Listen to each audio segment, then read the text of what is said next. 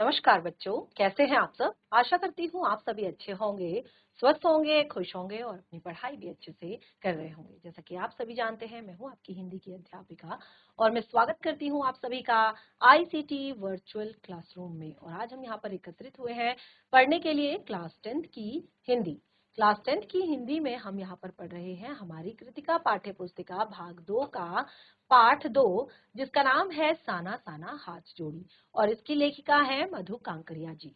तो ये आप पार्ट लास्ट 3-4 सेशन से पढ़ रहे हैं और आप देख रहे हैं कि मधु कांकरिया जी ने यहाँ पर बहुत ही सुंदर यात्रा वृतांत लिखा है। और ये यात्रा वृतांत उन्होंने लिखा है कि किस तरह से उन्होंने गैंगटॉक से यहाँ पर युमथांग तक की यात्रा की, वहां से वो युमथांग के 0 पॉइंट, उसके बाद कटाव, उसके बाद बहुत आगे की जो जगहों पर वो गई, कंचनजंगा पर्वत का भी डिस्कशन उन्होंने यहाँ पर किया है और जिसको मैंने यहाँ पर आपको काफी अच्छे से सारी चीजें क्लियर की है।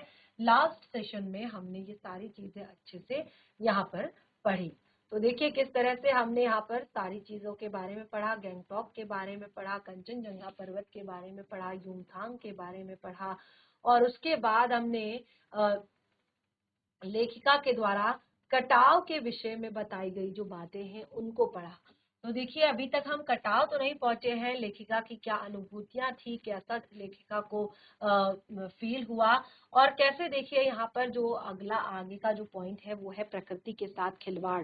यानी कि अब आप आगे देखेंगे तो प्रकृति कैसे लेखिका यहाँ पर बताएंगी कि किस तरह से आजकल जो हम बहुत ही ज्यादा भौतिकवादी हो गए हैं, यानी कि जो हमारी चीजें हैं हम ज्यादा ही, जो मैंने आपको बताया था कि किस तरह से जो प्रकृति है उसका चरण हम कर रहे हैं, प्रकृति को हम नहीं पहचान पा रहे हैं।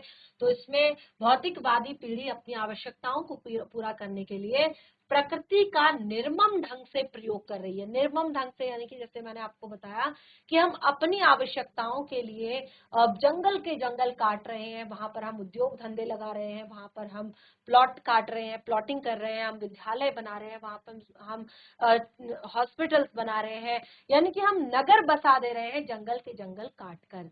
और इस तरह से भूमि का कटाव तो हो ही रहा है, यानी कि पानी क्योंकि जब जमीन पर पड़ेगा तो जो मिट्टी है उसको रोकने के लिए कुछ भी नहीं है, पेड़ हमने सारे काट दिए हैं, एयर पॉल्यूशन बहुत ज्यादा हो जाएगा। और दूसरा, मिट्टी का कटाव हो रहा है, बहुत सारी बाढ़ की समस्या हो रही है। और तीसरा, जो जंगली जानवर हैं, जो बहुत सुंदर सुंदर पशु पक्षी जो हमारे जंगलों में रहा करते थे, वो दुर्लभ हो रहे हैं, विलुप्त हो रहे हैं। तो बहुत सारी चीजें एक तरह से हम पूरा निर्मम ढंग से प्रकृति का प्रयोग कर रहे हैं। और दूसरा, मनुष्य को प्रकृति बहुत कुछ देती है और बदले में कुछ नहीं मांगती। प्रकृति कभी भी हमसे कुछ नहीं मांगती है, बल्कि वो अपना सर्वस्व हमारे ऊपर न्यौछावर करती है, अपना सब कुछ हमें देती है। और देखिए, वृक्षों की अंधाधुंध कटाई, नदियों के जल का दुरुपयोग, कृषि योग्य भूमि पर बड़े बड़े औद्योगिक संस्थानों का निर्माण प्राकृतिक संतुलन को बिगाड़ रहा है। तो जैसे मैंने आपको बताया था ना कि वृक्षों की अंधाधुंध कटाई चल रही है, नदियों का जल का दुरुपयोग हो रहा है, यानी कि नदियों की एक तरह से रुख को मोड़ दिया जाता है, रास्तों को मोड़ दिया जाता है। और कृषि योग्य जो भूमि है, जो बड़े बड़े मैदान थे, खेती के वाले मैदान थे, वहां पर अब क्या हो रहा है, बड़े बड़े उद्योग धंधे लग रहे हैं और इस तरह से प्रकृति के संतुलन को बिगाड़ा जा रहा है। प्रकृति का संतुलन बनाने के लिए उचित तथा कठोर नियम बनाने चाहिए और उन नियमों का उल्लंघन करने वालों के लिए कठोर दंड प्रावधान होना चाहिए। और ये सारी चीजें लेखिका को तब अनुभव हो रही हैं जब वो जा रही हैं रास्ते में, वो ऐसी चीजें देख रही हैं कि क्या कुछ नुकसान हो रहा है प्रकृति को हमारे इन सभी कारणों से। तो देखिए किस तरह से, और वो बहुत ही सुंदर तरीके से आप देखेंगे, वो एक एक चीज को यहाँ पर बहुत अच्छे से क्लियर कर रही हैं, बहुत अच्छे से बता रही हैं कि किस तरह से वो आगे बढ़ रही हैं अपनी यात्रा में। तो चलिए चलते हैं चैप्टर में, पहले चैप्टर से स्टार्ट करते हैं। पाठ में अभी बहुत सारी चीजें हैं जो हमने जाननी है, उसके बाद हम इसी तरह से आगे जो यहाँ पर कि जो प्रदूषण के स्रोत क्या हैं और किस तरह से यहाँ पर जो प्रकृति है उसके बारे में हम पढ़ेंगे कि किस तरह से प्रकृति को हम अच्छे से रख सकते हैं, ठीक कर सकते हैं, कितना हमारा योगदान हो सकता है। लेकिन उससे पहले हम लेखिका की उस यात्रा के साथ जुड़ते हैं जिस कारण से वो ये सारी चीजें हमें बता रही हैं, जिससे ये सारी बातें बाहर निकल कर आ रही हैं।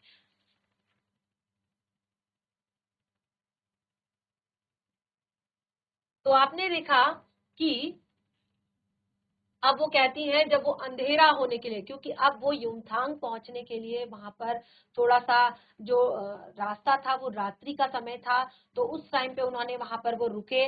और जब वो वहां पर रुकी तो वो कहती हैं कि रात का समय था और अंधेरा होने से पहले किसी प्रकार डगमगाती शिलाओं और पत्थरों से होकर वो तीस्ता नदी की धार पर पहुंची और बहते पानी को अपनी अंजलि में भरा, तो उनका अतीत उनके भीतर धड़कने लगा और उनको याद आया कि हाथ में पानी लेकर तो हमारे यहाँ संकल्प किया जाता है, हमारे यहाँ संकल्प लिया जाता है किसी भी चीज का। तो वो कहती है मैं किस बात का संकल्प करूं। तो फिर उनको एकदम से याद आता है कि मेरे अंदर कोई संकल्प नहीं है, मेरे अंदर संकल्प की स्थिति नहीं है, मेरे अंदर तो एक प्रार्थना की स्थिति है। और वो प्रार्थना क्या है कि एक कमजोर व्यक्ति की प्रार्थना है।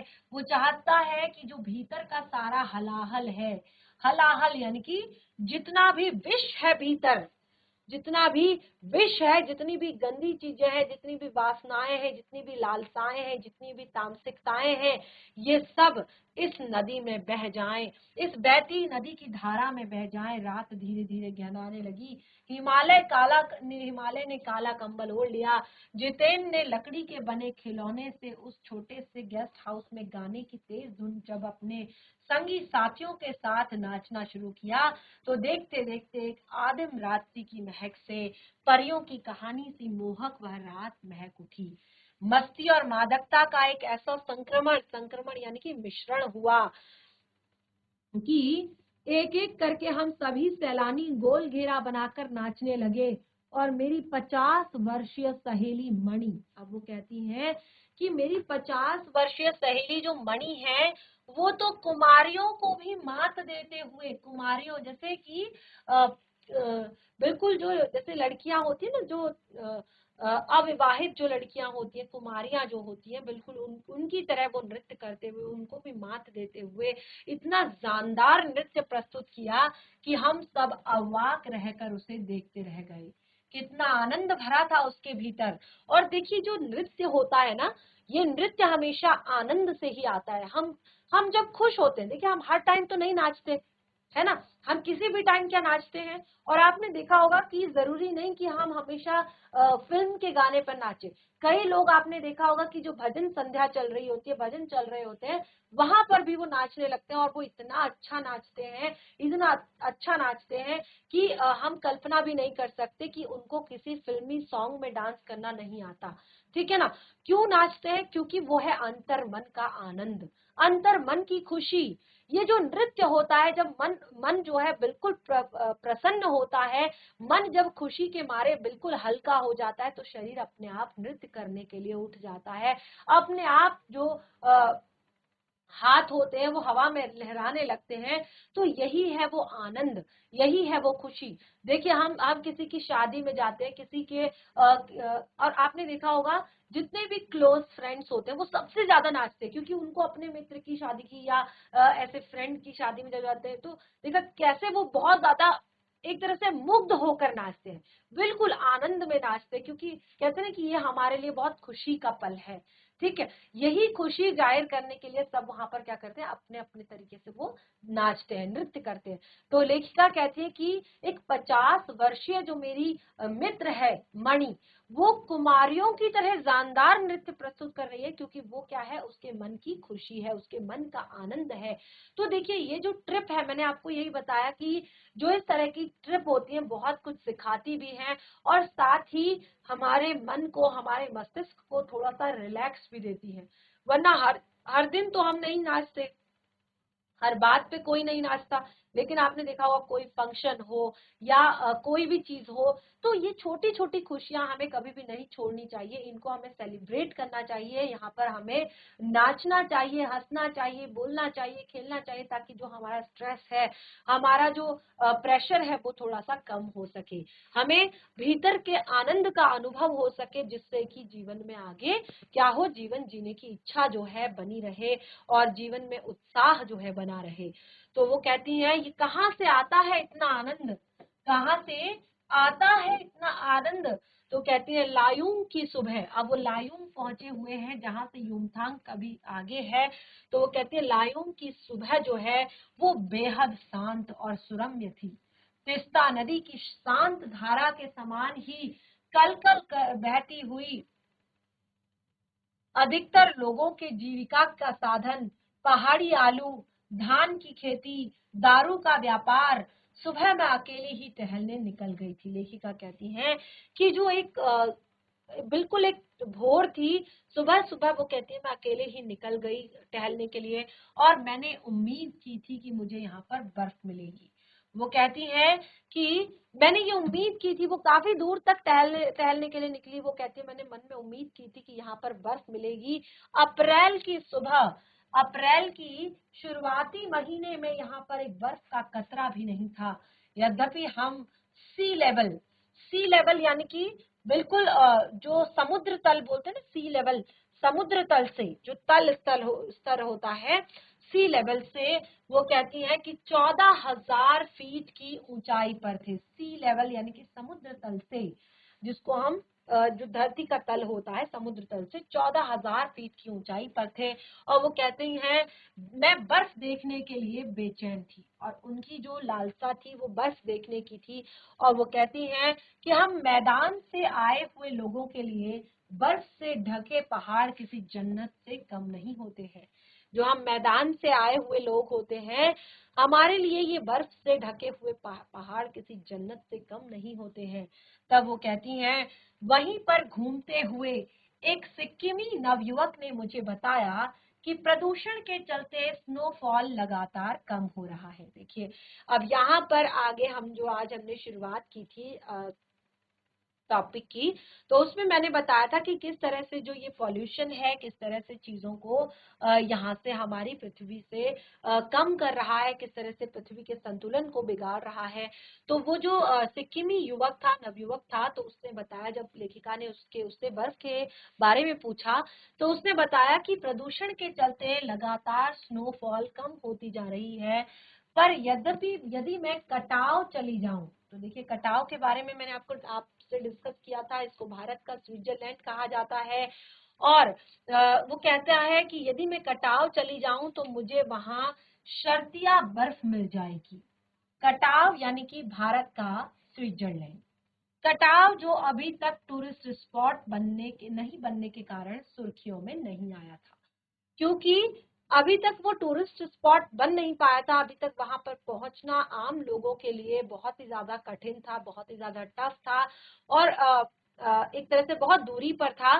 तो इसीलिए वो टूरिस्ट स्पॉट अभी तक बन नहीं पाया था, तो इस कारण वो सुर्खियों में भी नहीं आया था। सुर्खियों में यानी कि जैसे लोग चर्चा में कह सकते हैं कि चर्चा में नहीं आया था, लोग उसको जानते पहचानते नहीं थे, और अपने प्राकृतिक स्वरूप में था। और इसी कारण, क्योंकि अभी तक वहां पर लोगों का आना जाना नहीं था, अगर लोगों का आना जाना होगा, वहां पर दुकानें बन जाएंगी, वहां पर रेस्टोरेंट्स बन जाएंगे, वहां पर होटल्स बन जाएंगे, वहां पर लोग जो है अलग अलग तरह की चीजें खाएंगे, पिएंगे, कचरा फैलाएंगे, और रहन सहन होगा, तो फिर क्या होगा, वहां का भी वातावरण जो है पॉल्यूटेड हो जाएगा, गंदा हो जाएगा, और वहां भी ये सारी चीजें बहुत कम देखने को मिलेंगी। तो वो कहती हैं कटाव जो कि लायुंग से 500 फीट की ऊंचाई पर था, कटाव जो है लायुंग से 500 फीट की ऊंचाई पर था, और करीब लायुंग से 2 घंटे का सफर, लायुंग से 2 घंटे का सफर था। और लेखिका कहती हैं कि नवयुवक मुझसे बतिया रहा था, जो नवयुवक था, जो लड़का, वो उनसे बात कर रहा था, उनसे बतिया रहा था, और उसकी घरवाली अपने छोटे से लकड़ी के घर के बाहर से हमें उत्सुकतावश देख रही थी। और उसकी जो पत्नी थी उस लड़के की, उसकी जो पत्नी थी वो अपने छोटे से घर से उनको उत्सुकता बस देख रही थी। क्योंकि अब देखिए जो पहाड़ में बहुत टॉप पर लोग रहते हैं, उनके लिए बाहर से जो लोग जाते हैं वो बहुत आश्चर्य अचरज का एक उनको लगता है कि कैसे ये लोग बात करने का तरीका कैसा है, इनके उठने बैठने का तरीका कैसा है, इनके चलने फिरने का, इनके खाने पीने का तरीका कैसा है। तो वो बहुत उत्सुकता बस देखते हैं। तो वो कहती है तभी गाय ने बाहर आकर थैले में रखा हुआ महुआ गुड़ुक कर लिया। और तभी जब उसकी पत्नी जो है इस तरह से उत्सुकता बस देख रही थी, तो तभी गाय ने बाहर आकर जो महुआ था, महुआ यानी कि कुछ वहां का ट्रेडिशनल फूड वहां पर होता है, कुछ बीज वहां पर होते हैं, तो उसको गुड़ुक कर लिया, यानी कि पूरा का पूरा वो गाय खा गई उसको। मीठी मीठी झड़कियां देकर उसने गाय को भगा दिया, और उसने मीठी मीठी झड़कियां देकर गाय को वहां से भगा दिया। उम्मीद, आवेश, उत्तेजना के साथ अब हमारा सफर कटाव की ओर। अब लेखिका कहती हैं इस उम्मीद में कि बर्फ मिलेगी, और आवेश यानी कि बहुत सारे आवेश के साथ, बहुत सारे चार्ज के साथ, क्योंकि रात को वो वहां पर आराम से रेस्ट उन्होंने किया था, एक नई स्फूर्ति उनके अंदर थी, और उत्तेजना, एक्साइटमेंट थी पहुंचने की वहां पर। तो वो कहती है कि अब हमारा सफर कटाव की ओर शुरू हो गया। कटाव का रास्ता खतरनाक था और उस पर धुंध और बारिश भी हो रही थी। जितेन लगभग अंदाज से गाड़ी चला रहा था, यानी कि बिल्कुल भी ऐसा नहीं था कि गाड़ी प्रॉपर चल रही है, ऐसा लग रहा था कि बस अंदाजा लगा के, क्योंकि बहुत तेज बारिश हो रही थी, धुंध थी और रास्ता बड़ा ही खतरनाक था। पहाड़, पेड़, आकाश, घाटियां, सब पर बादलों की परत थी और सब कुछ बादलमय था। बादलों को चीर कर निकलती हमारी जीप खतरनाक रास्तों के एहसास ने मुझे मौन कर दिया। और देखिए जब एक डर मन में बैठ जाता है ना, तो फिर मुंह से आवाज नहीं निकलती। उस टाइम तक उनका एक्साइटमेंट बहुत ज्यादा बढ़ा हुआ था, लेकिन अब रास्ते इतने खतरनाक थे कि अब मतलब शब्द नहीं थे कि वहां पर पहुंच भी पाएंगे या नहीं। तो उस डर ने उन्हें मौन कर दिया था, उस डर ने उन्हें शांत कर दिया था। और उस पर बारिश हो रही थी, और उस पर क्या हो रहा था, बारिश हो रही थी। एक चूक और सब खल्लास, एक चूक हो और सब खल्लास, यानी कि सब खत्म। अब देखिए यहाँ पर हम आपके इस चैप्टर को पढ़ रहे हैं आपकी पाठ्य पुस्तिका से, यानी कि एक जो पाठ्य पुस्तिका से हम यहाँ पर आपका पूरा चैप्टर पढ़ रहे हैं। इसका रीजन ये है कि देखिए आप देख रहे हैं कि लेखिका ने कितने सुंदर ढंग से इस पाठ को यहाँ पर लिखा है, एक एक चीज आपको यहाँ पर क्लियर की है। तो मैं चाहती हूँ कि आप लोग इस यात्रा वृतांत को बिल्कुल ऐसे अनुभव से पढ़ें, ऐसे आप इसको फील करें, ताकि आपको लगे कि आप खुद भी उनके साथ जो हैं इस यात्रा पर हैं, इस यात्रा को आप उनके साथ कर रहे हैं। तो इसीलिए इस पाठ को हम आपकी पाठ्य पुस्तिका से पढ़ रहे हैं, और साथ ही एक एक चीज को यहाँ पर हम पढ़ रहे हैं, और जरूरी पॉइंट्स तो हमने लिखे ही हैं, हम वहां से उसे पढ़ रहे हैं और डिस्कस कर रहे हैं। तो वो कहती हैं कि सांस रोके हम धुंध और फिसलन भरे रास्तों पर संभल संभल कर आगे बढ़ती जीप को देख रहे हैं। हमारी सांस लेने की आवाज के सिवाय आसपास जीवन का कोई पता नहीं है, यानी कि सब इतने ज्यादा घबराए हुए हैं, सब इतने ज्यादा डरे हुए हैं। वो कहती हैं कि हमारी सांस लेने की आवाज को छोड़कर, यानी कि आसपास और कोई भी आवाज जो है नहीं आ रही है, ऐसा लग ही नहीं रहा है कि आसपास कोई दूसरा जीवन भी है। फिर नजर पड़ी बड़े बड़े शब्दों में, एक तरह से वो कहती हैं थोड़ी देर जब वो आगे बढ़ी तो वहां पर उन्होंने एक और बड़े बड़े शब्दों में लिखी चेतावनी देखी, जिस पर लिखा हुआ था if you are married divorced speed. वो कहती हैं कि आगे बहुत बड़े बड़े शब्दों में लिखा हुआ था if you are married, if you are married divorced speed, यानी कि आप अपनी स्पीड को डाइवोर्स करो, यानी कि अपनी स्पीड को छोड़ो अगर आप मैरिड हो, क्योंकि ये रास्ते जो हैं बड़े ही खतरनाक हैं, बड़े ही खतरनाक हैं। और वो कहते हैं थोड़ी देर में फिर से एक चेतावनी आगे लिखी हुई दिखाई दी, दुर्घटना से देर भली। तो ये आपने हर जगह देखा होगा, इस तरह की चेतावनियां लिखी होती है कि दुर्घटना से देर भली। भले ही आपको देर हो जाए लेकिन कोई दुर्घटना नहीं होनी चाहिए, कि आप लेट पहुंचे, आपको बाद में असुविधा हो, लेकिन कोई दुर्घटना नहीं होनी चाहिए। वो कहती है कि सावधानी से मौत टली। आगे जो दूसरा यहाँ पर चेतावनी थी वो थी सावधानी से मौत टली। अगर आप सावधानी रखेंगे तो मौत टल सकती है।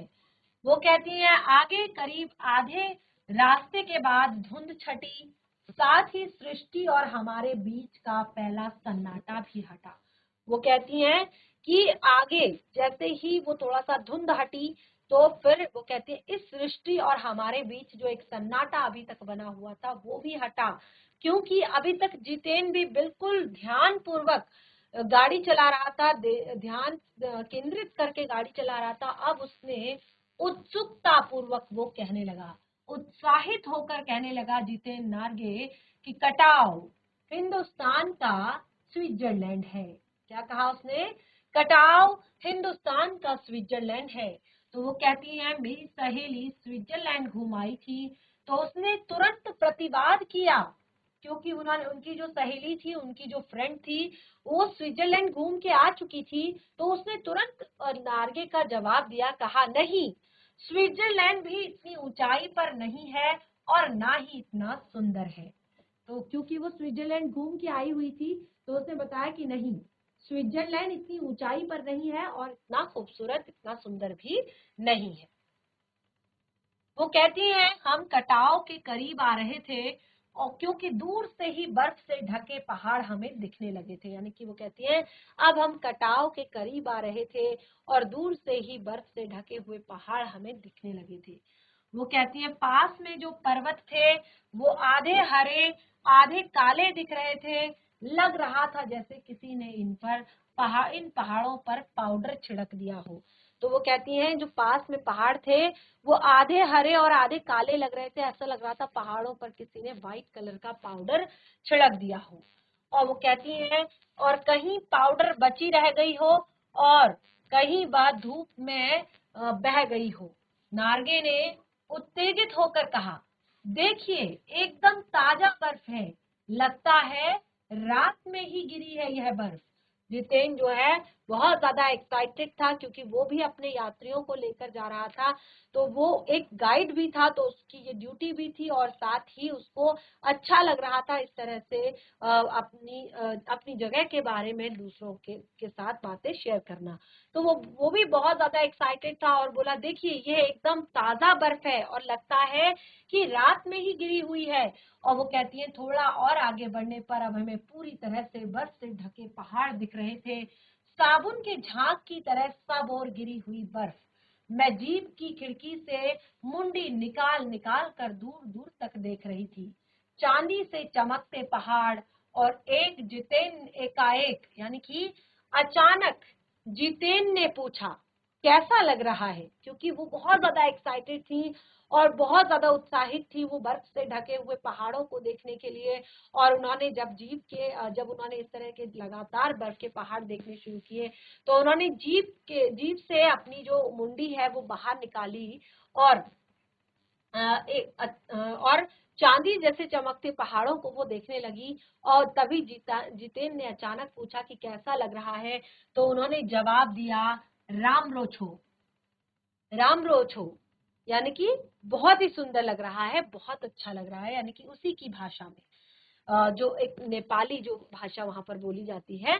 तो तब जितेन उछल पड़ा, वो बहुत ज्यादा एक्साइटेड हो गया, बहुत ज्यादा खुश हो गया कि अरे ये नेपाली भाषा कहाँ से सीखी, ये नेपाली बोली आपने कहाँ से सीखी। अपनी भाषा के गर्व से उसकी आंखें चमक उठी, क्योंकि उसको फील हुआ कि किसी ने हमारी भाषा में हमसे बात किया। उसको बहुत प्राउड फील हुआ कि किसी ने हमारी भाषा को सीखा। अपने भाषा के गर्व से उसकी आंखें चमक गई और उसका चेहरा इतराने लगा। और तभी किसी चमत्कार की तरह हल्की हल्की बर्फ एकदम महीन महीन मोती की तरह गिरने लगी। और तभी हल्की हल्की सी बर्फ जो है बिल्कुल बारीक बारीक जिस तरह से मोती गिरते हैं इस तरह से गिरने लगी। और ताम्रो माया सिंधे मलाई सताऊं छू, ये नेपाली भाषा में गीत की कुछ पंक्तियां हैं कि ताम्रो माया सिंधे मलाई सताऊं छू। इसका अर्थ होता है तुम्हारा प्यार मुझे हमेशा रुलाता है, यानी कि तुम्हारे लिए जो मेरा प्रेम है। अब देखिए जरूरी नहीं कि प्रेम किसी इंसान का इंसान से ही हो, किसी इंसान का पशु पक्षियों से हो सकता है, किसी इंसान का प्रकृति से हो सकता है, किसी इंसान का भगवान से हो सकता है। तो ये जो प्रेम है ना, ये हमेशा क्या करता है, रुलाता है। क्योंकि इसमें क्या होता है, अब देखिए अगर हमें भगवान से प्रेम है, अगर हम भगवान से प्रेम करते हैं तो इसमें बहुत साधना है, बहुत ज्यादा साधना है। आपको पूरी तरह से समर्पित होना पड़ेगा, तभी आपको भगवान प्राप्त होंगे, तभी आपको भगवान की मर्जी का पता चलेगा। बिल्कुल इसी तरह से अगर आप प्रकृति से प्रेम करते हैं तो उसके लिए भी आपको अपना सर्वस्व देना होगा। तो इसी पे ये गीत बना है कि तमरो माया सिंधे मलाई सताऊं छू, यानी कि तुम्हारा प्यार जो है मुझे हमेशा रुलाता है।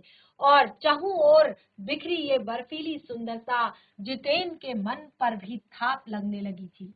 प्रेम की झील में तैरते हुए भी वह भी झूम झूम कर गाने लगा था। यानी कि ये जो लाइन थी, ये जो पंक्तियां थी, ये जितेन के मुंह से आई थी।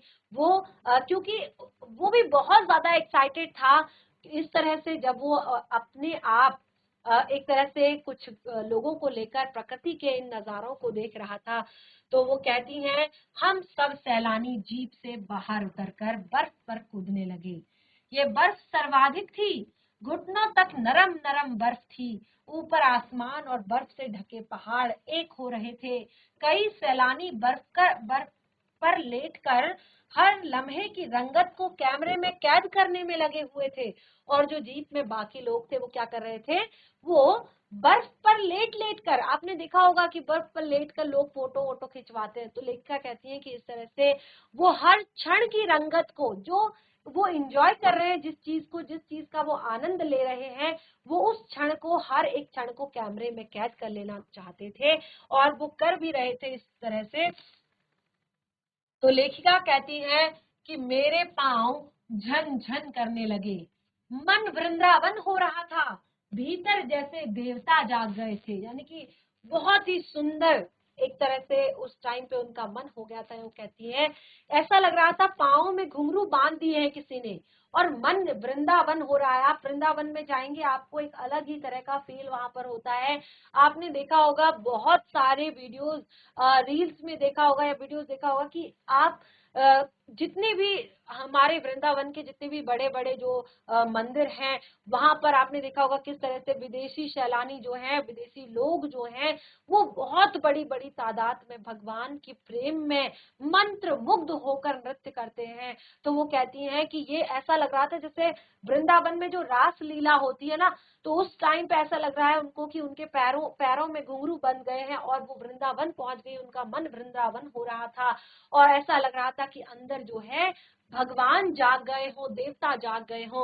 और वो कहती हैं कि ख्वाहिश हुई कि मैं भी बर्फ पर लेटकर इस बर्फीली जन्नत को जी भर कर देखूं। वो कहती हैं कि मेरा भी मन हुआ कि इसमें लेटकर इस बर्फीली जन्नत को मैं देखूं। वो कहती है पर मेरे पास बर्फ पर पहनने वाले लंबे लंबे जूते नहीं थे। मैंने चाहा कि किराए पर ले लूं, पर कटाव, युमथांग, झांगू लेक की तरह टूरिस्ट स्पॉट नहीं था। वो कहती हैं कि मुझे लगा था कि मैं ले लूंगी वहां पर आगे जाकर, लेकिन ये तो कटाव की जो युमथांग की तरह या झांगू लेक की तरह कोई भी टूरिस्ट स्पॉट तो था नहीं। तो इसीलिए यहाँ पर उन्हें जूते नहीं मिल पाए और इस कारण वो बर्फ में नहीं कूद पाई। और वो कहती है इस कारण यहाँ झांगू की तरह दुनिया भर की तो क्या एक भी दुकान नहीं थी, यानी कि कोई भी दुकान वहां पर नहीं थी जिससे कि वो एंजॉय कर पाती, बर्फ में कूद पाती। तो वो कहती है खैर दनादन फोटो खिंचवाने के बजाय मैं उस सारे परिदृश्य को अपने भीतर लगातार खींच रही थी। देखिए एक होता है फोटो खींचना, कि आप सारा ध्यान जो है फोटोग्राफी में लगा देते हैं, और एक होता है अंतर मन से उस सारे दृश्य को अपने अंदर समा लेना, उसको अंतर मन से स्वीकार करना, उसको अंतर मन से जो है अपने अंदर समा लेना। तो वो कहती हैं कि मैं उस सारे परिदृश्य को अपने भीतर लगातार खींच रही थी, जिससे महानगर के डार्क रूम में इसे फिर से देख सकूं। जो जहां पर वो स्टडी करती हैं, वो जो उनका डार्क रूम है, ताकि मैं वहां जाकर जब मैं आंखें बंद करूं तो मैं उन सब चीजों को दोबारा से फील कर सकूं, मैं उन सब चीजों को दोबारा से अनुभव कर सकूं। क्योंकि फोटोज एक बार के लिए खराब हो जाएंगी, रील्स एक बार के लिए खराब हो जाएंगी, लेकिन जो अंतर मन में आपने अनुभव किया है, जो अंतर मन की आपकी फीलिंग है, वो कभी नहीं मर सकती। उसको आप आंखें बंद करेंगे तो आपके मन में वो दोबारा से सारा उत्साह लेकर आ जाएंगी, सारा उमंग लेकर आ जाएंगी। तो वो कहती हैं संपूर्णता के उन क्षणों में यह हिम शिखर मेरे आध्यात्मिक अतीत से जोड़ रहे थे। वो कहती हैं कि संपूर्णता के इन क्षणों में ये हिम शिखर मुझे आध्यात्म से जोड़ रहे थे, यानी कि मेरे अंदर ऐसा लग रहा था कि पॉजिटिविटी आ रही है, पवित्रता आ रही है।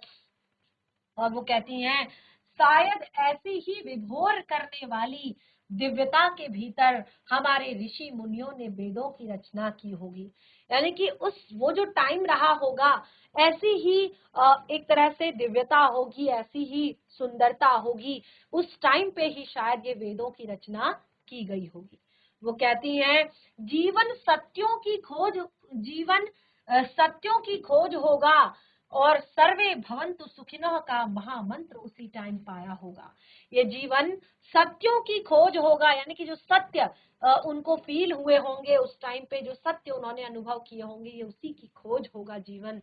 और उन्होंने ये मंत्र भी सर्वे भवन्तु सुखिनः का महामंत्र भी उसी टाइम पाया होगा। और वो कहती हैं अंतिम संपूर्णता का प्रतीक व सौंदर्य ऐसा कि बड़े से बड़ा अपराधी भी इसे देख ले तो एक क्षण में ही करुणा का अवतार बुद्ध बन जाए। वो कहती हैं कि अंतिम संपूर्णता का प्रतीक, ये ऐसा लग रहा था कि बिल्कुल संपूर्ण है, सब कुछ सर्वस्त्र यहाँ पर है। ये सौंदर्य ऐसा है कि बड़े से बड़े अपराधी का मन भी पिघल कर कैसा बन जाए, करुणा का अवतार बुद्ध बन जाए।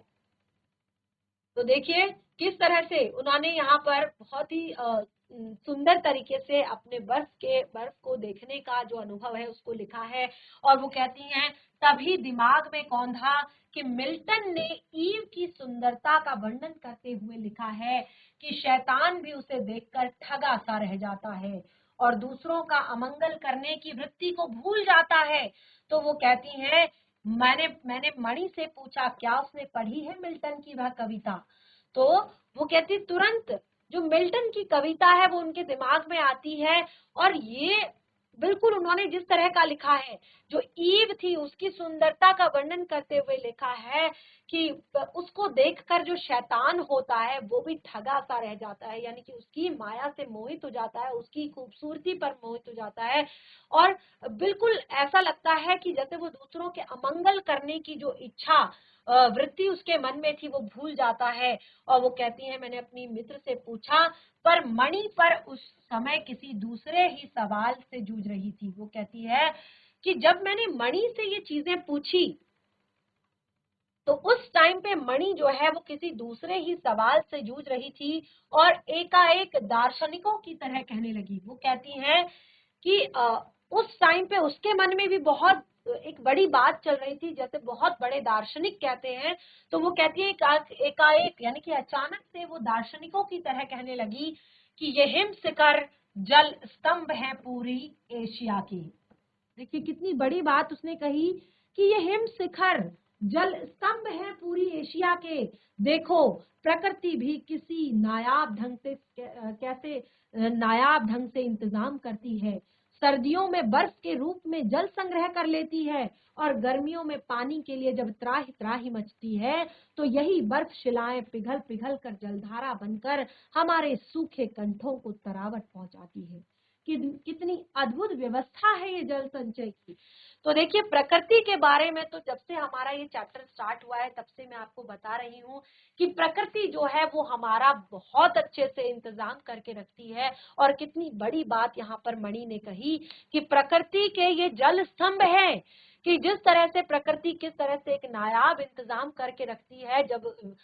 जब सर्दियों में बर्फ के रूप में ये जल संचय करती है और गर्मियों में जब त्राही त्राही होती है पानी के लिए, तो उस टाइम पे ये रिस रिस कर जल के रूप में यानी कि नदी के रूप में तरावट हमारे कंठों को पहुंचाती है। तो कितनी अद्भुत व्यवस्था है ये प्रकृति की।